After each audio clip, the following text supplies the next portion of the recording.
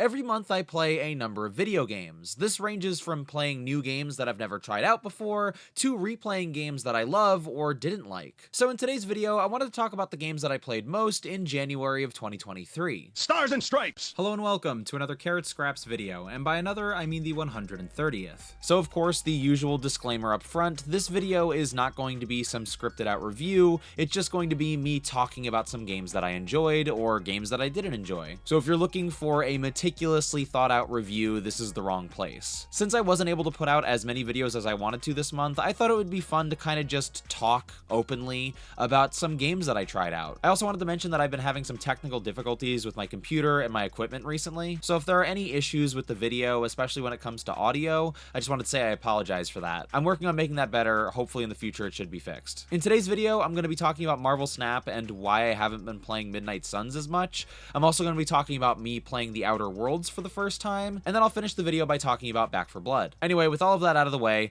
let's talk about the games that I played in January of 2023. So if you follow the channel, you know that I was kind of surprised by how much I loved Marvel Snap. It is a mobile game, and I typically don't put much time into them, and obviously it's available on PC, but since I enjoyed the game so much, I've been playing it a lot on my phone, like all the time on my phone. And a lot of the time I'm playing when I first wake up. It's the first thing I do when I wake up. And a lot of the time it's the first thing I do when I go to sleep too. I go to bed and I want to get in like 2 or 3 games. I'm even trying to keep up with challenges as best as I can. So I've really been putting a lot of time into Marvel Snap, and it's been awesome. I've loved playing it. My love for the game grows even more, even streaming. You know, I still play Avengers on stream, and, you know, we play all kinds of superhero games there, but there's something about Marvel Snap that's really stolen my attention and, you know, made it, I think it's a fun game to stream. You know, Avengers was a fun game to stream because I could talk while I play. I feel like Avengers is an arcade style game, so I don't have to focus on dialogue very often, and I know the controls so well, I can just kind of play and talk to chat. Marvel Snap basically is the first game in a while that feels the same. Even Gotham Knights, like, there's just so much story that it's hard for me to engage with chat, and to me that's really important about Twitch. So recently, that's been my go-to game for streaming on Twitch, is playing Marvel Snap. And then on top of that, there's just so much creativity with Marvel Snap, where, you know, I can build a deck and try to come up with something new, and I'm constantly surprised by the cards that are in the game. I'm just, you know, after playing all of these Marvel games and watching all of this Marvel media where certain characters are edited out either because no one knows who Kazar is, or the mutants aren't allowed to be in this anymore because, you know, Fox owns them. It's just so refreshing to see you know, all of these characters used with, you know, no holding back. So I've really loved the game, and again, especially from a gameplay perspective, you know, even if this wasn't Marvel, I would really enjoy it. But something interesting that's happened this month that I've noticed is, you know, I gave Midnight Suns my Game of the Year or award last month for the carrotscraps Video Game Awards, and that's something I still stand by. I really love the game. And I think, again, it's a dream come true game for me. But that being said, I haven't been playing it as much in 2023 so far. I've played it like a handful of times, and I want to play it more, but the game that I've been putting more time into is Marvel Snap, and, you know, that doesn't make me want to say that Marvel Snap is my game of the year. You know, I played with that for a while, and I almost gave it to Marvel Snap, but after playing Midnight Suns, I just, you know, I think Midnight Suns is the better game, and I do think it's my favorite of the two.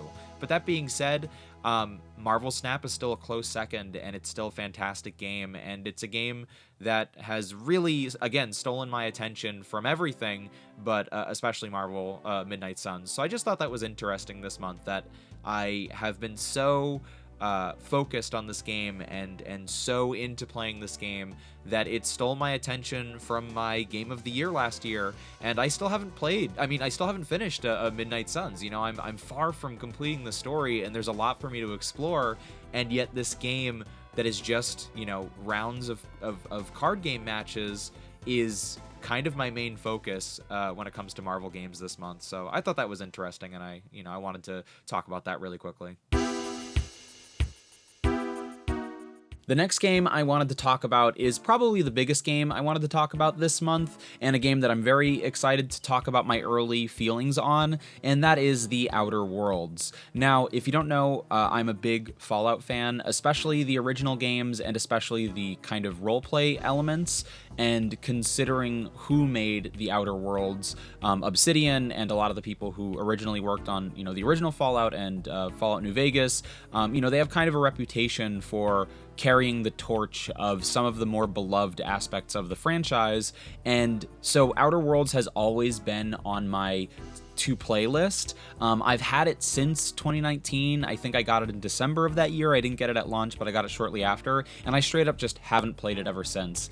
And then recently I had to get a root canal done. Not very fun. I've had a lot of very painful surprises when it came to teeth recently, but that kind of ended with a root canal, and I was just in so much pain after that. It was fine, by the way. To anybody who might be getting a root canal or who's anxious about getting a root canal, that was the easiest part of that tooth journey. So my message to you is take care of your teeth. I take care of my teeth. I really do. But it's better to be safe. Take care of your teeth if you can, but if you need a root canal, it's not the end of the world. It is a little painful, but really not that bad. You have recovery time. Anyway, this isn't about root canals. I just don't want to demonize them. I want you to, I want you to go into them if you need them perfectly fine. Okay, I'm rambling. Anyway, so I was recovering from that because, I needed to recover, and I was just in a good amount of pain, and I didn't feel like I could comfort myself with the stuff that I was familiar with, and so I thought, I should dive into something new, which is something that I do a lot when I'm faced with physical stress, or faced with depression or anxiety. I try to jump into something new. That was part of how I started playing Fallout 76, was I was just super stressed at work and I didn't know what to do with myself, and so I was like, you know what, I'm gonna jump into a world that I just don't know anything about, and that's going to distract me for a little bit. And what do you know, I fell in love with Fallout 76, and I feel like that's what happened to me with The Outer Worlds as well. I was just in so much pain, and I was so annoyed, and then I thought about playing this game, and it totally distracted me. So that was like the start of this journey. But anyway, actually playing the game, I think it is fantastic. I love it quite a bit. I have a lot of things to say about it, but I don't know if I'm going to say them all here. I don't know if I'm going to do a full video on it in the future, or an early thoughts video on it in the future. But for now, I think my short review is that I really love this game. And I love the role-playing elements of this game specifically. I like, the gun combat, the gun gameplay is very stiff. It's very, it reminds me a lot of Fallout 3 and Fallout New Vegas, which is pretty funny. But it's very stiff. I wouldn't call the gunplay fun. I would say that it is boring, honestly. And, my opinion might change on that in the future, but at the moment, I would say that the gunplay and the combat is absolutely boring in this game. I don't think it's bad, though. It's passable. Like, it's whatever. But that being said, and I understand if people drop the game because of that. I've talked to some people who have said, like, it just wasn't fun to play, and that's totally fine. My other criticism when it comes to gameplay is missions. Majority of missions are just, fetch quests. And, I don't always like when people say, like, it's just fetch quests. But, like, it really is just, go here, talk to this person, come back. Go here, grab this item, come back. Bring this item there, get this item here, come back. So I'll criticize it there as well, but my main point of what I like about this game is kind of beyond those two criticisms, is the role-playing elements, and when it comes to actually talking to people, and the branching pathways of conversations, and the variety of outcomes that you could have, and your options when it comes to approaching situations, all that stuff I quite like, and I think is done really well in this game, and is done better in this game than I've seen other games do it. My big comparison is Cyberpunk 2077. I'm sure I'll make a video on Cyberpunk eventually, but Cyberpunk is a disappointing game to me, primarily because it was advertised to me. Personally, I felt like it was advertised to me as this big role-playing, game that was going to revolutionize the way role-playing games were made. And when I actually got into it, it didn't feel like I had as many options as were advertised. The few opportunities that I had to do something different didn't really affect the story or the world that much, and the side content really didn't feel as varied. It felt like the game wanted me to do the main story, and then occasionally a side quest if you can. And so it didn't really feel like a role-playing game or a, an open world map game like a Bethesda game like that, which was very disappointing to me. And I think I would have liked Cyberpunk way more if it was advertised as a linear shooter, with side content or with the occasional optional choice, like maybe a BioShock game or something like that, where you're going in a straight line, but you can deviate occasionally. You can see certain things on the side, but typically we want you to experience the story. I would have been fine with it if it just didn't advertise itself like that. Again, I'm going off the main topic. The point being, playing the Outer Worlds, it's what I wanted from Cyberpunk. When it, Cyberpunk 2077, the gunplay is great, right? Like I think the guns feel really good. There's a lot of variety. I think it's a good shooter from what I've played. At the very least, if it's not a good shooter, it's a better shooter than Outer Worlds is, to me right now anyway. But that being said, what I'm looking for from these two games is this role-playing experience, is this, diversity of options, and this kind of, opportunity to pave your own path and create your own story. And I think Outer Worlds does this way, way better. And honestly, I love Fallout 4, but I feel like it does it better than a lot of the options in Fallout 4. I really love the choices that you're given in the Outer Worlds. I really love the kind of moral options that they give you, and then how they kind of play tricks with you, where it's like maybe there's a moral option that seems pretty obvious, but the person who's offering it to you isn't the nicest person in the world, or maybe in it for the wrong reasons, and so that may cause you to side against them. And it's like, well, do you side with them because you agree with their morals, or do you side against them because they're in it for the wrong reasons, or do you just disagree with them and see some other perspective?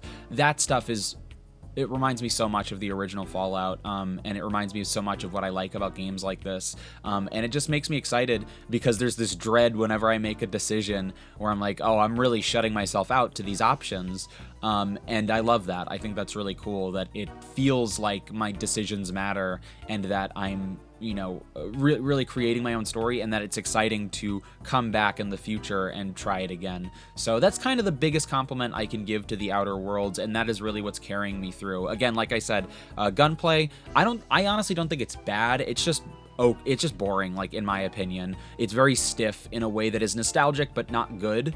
And then when it comes to mission variety, again, I'm not bothered by the mission variety. I don't mind the fetch quest stuff. Again, it's not what I'm in the game for. I'm here for the story and dialogue, and stuff like that. And if that wasn't as good, I would be more harsh on the other aspects. The main focus of the game is the dialogue trees. It is the choices. It is the story. And when it comes to that, they've done a great job.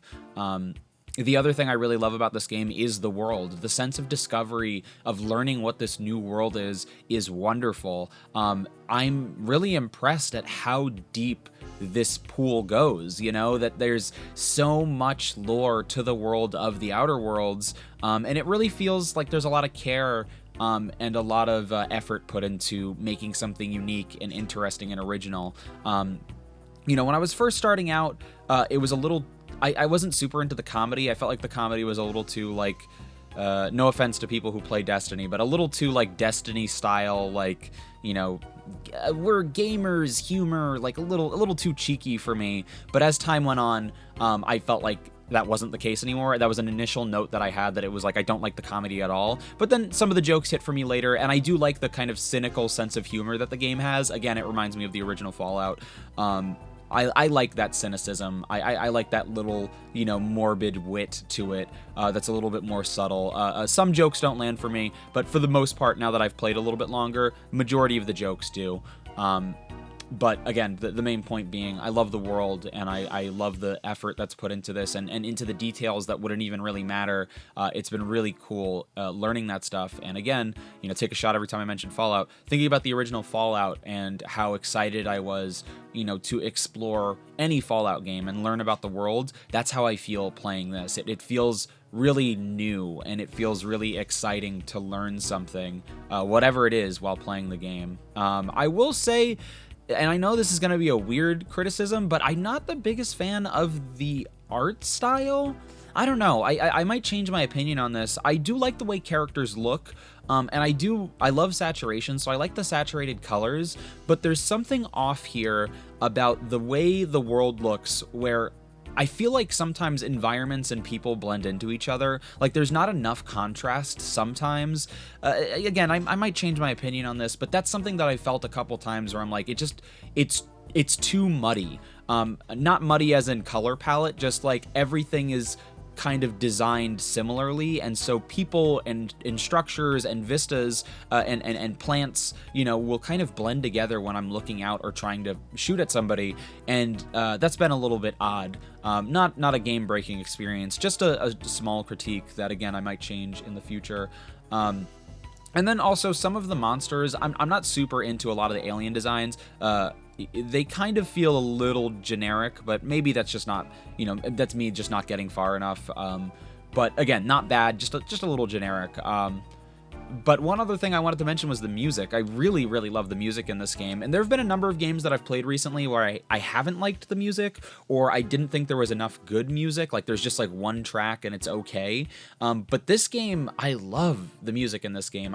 I'll just sit at that home screen with this whimsical, you know, orchestral soundtrack, which sometimes doesn't work for me. You know, I'm typically into synthesizers. I like synth. Again, Fallout. I love the original soundtrack because of how bizarre it sounds. It doesn't sound natural. It sounds, you know, strange and otherworldly.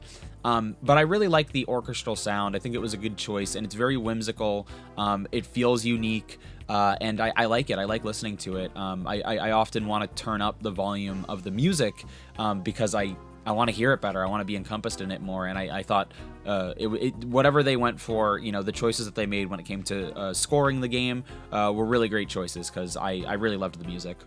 And the last couple things I'll say is I like the characters, I like the companions, I like that the companions are so deep in terms of what you can do with them, how they feel, how they interact.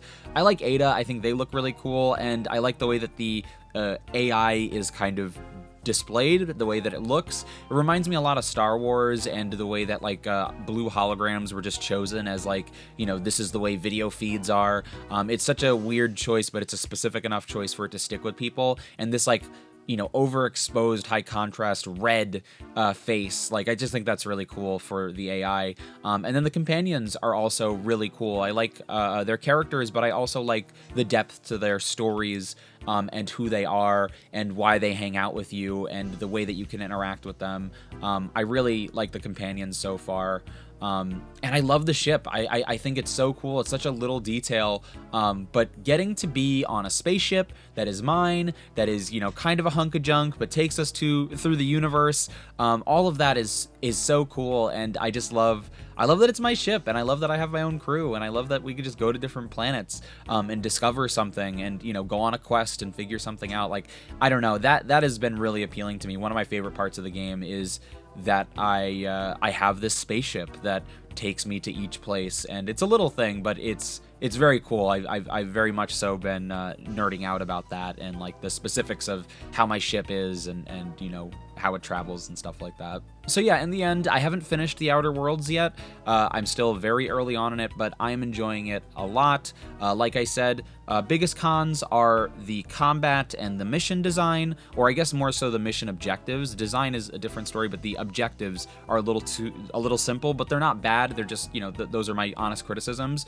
But that being said, the big plus outweighs those criticisms, which is the story and how you interact with it, the branching pathways, the way that dialogue trees work, your options, all of that stuff is fantastic. Oh, and the world and this new universe they've created, all of that is amazing. And for me personally, I've really loved it, and I'm excited to continue exploring the world of the Outer Worlds because I've loved it so much so far. And I appreciate it for distracting me while I had, you know, tooth pain, which was definitely an important part of this story. Back 4 Blood is a really interesting game to me. When I talked about it in my review on this channel, I've cut out a sequence where I basically talked about how, you know, I got into the beta or the alpha. I think it might have been an alpha, actually. You know, I'd played the game early, and I was excited to play it in the future, and I actually I wasn't going to pick it up when it first came out, and then for whatever reason, I was just going through it that weekend, and I was like, you know what, I deserve to play Back 4 Blood, and I played it that weekend, and I thought it was fine, and then I didn't play it until the DLC came out, the first DLC came out, and I just had this severe lack of interest in the game for a while, until that DLC hit, and then when the DLC hit, it hooked me, and, you know, I've really fallen in love with the game since. And I think it's a really fun game, and I stopped playing for a little bit, and then I started playing again, and this month I've been playing quite a lot, and something you'll hear me talk about a lot on this channel, and something that I've talked about before, is that, you know, there's a place in my heart for these arcade-style games, you know, where it's just gameplay focused, and typically, you know, you don't need to engage with much story. You know, there is story to Back 4 Blood. I would say there's more so lore to Back 4 Blood than anything else. But that being said, you know, the reason I enjoy it so much, I mean, I do enjoy the lore, but the reason why I put so much time into it is because it's a great arcade game, in my opinion. It's a great arcade shooter, in my opinion, where I can just start up these levels, you know, set it on a certain difficulty, and then mow down enemies. Again, Avengers is a big, that's a big reason why I enjoyed Marvel's Avengers, is that I get to control these well-designed, you know, superhero characters when it comes to their combat, and just run through levels, and, you know, I get to control when that ends and when that begins. And typically with Avengers, I'll listen to my own music, or I'll listen to a podcast, and Back 4 Blood is basically the same thing. And so something I wanted to just share with you this month was that I played it a lot, which isn't really different. You know, again, every other month I'm like, hey, I'm ready to play Back 4 Blood again. But this month I've been doing something more specific, which is shutting off all the lights and putting on, you know, I watch a lot of YouTube. YouTube is like one of my most used social media platforms in terms of like consuming social media. I love YouTube. I'm obsessed with it, you know? And so I also like a lot of horror and true crime YouTube. And so I'll put that on, or I'll put on a, you know, horror or true crime podcast, and I'll just play Back 4 Blood, and that has been my combo for the past month, and it's probably going to be, you know, moving forward as well. It's just cool to kind of creep myself out by playing, you know, by listening to these, you know, kind of fictionalized and even true horrors of the world, but then also get to play this, you know, horror game that fits kind of well with that, you know, with scaring myself and educating myself on the more grim side of things. So I thought that was a fun little thing that I started doing this month and have been doing a lot since. Anyway, that's going to do it for this video. I want to thank you so much for watching. If for some reason you enjoyed this video, don't forget to give it a like and to subscribe to my channel for more. As regular viewers know, I make a variety of content on my channel, and I'm always going to make the videos that I want to make, but if you see something you enjoy, make sure to let me know, and I'll try to prioritize that kind of content in the future. On Twitch, I typically play superhero games like Marvel's Avengers, Marvel Snap, Midnight Suns, and Gotham Knights, but occasionally we also play games like Resident Evil, so if that sounds interesting to you at all, make sure to check out my Twitch channel, twitch.tv/carrotscraps, and all my other social media, Twitter, TikTok, and Instagram are at carrotscraps as well. So I want to thank you again so much for watching, and I'll see you soon.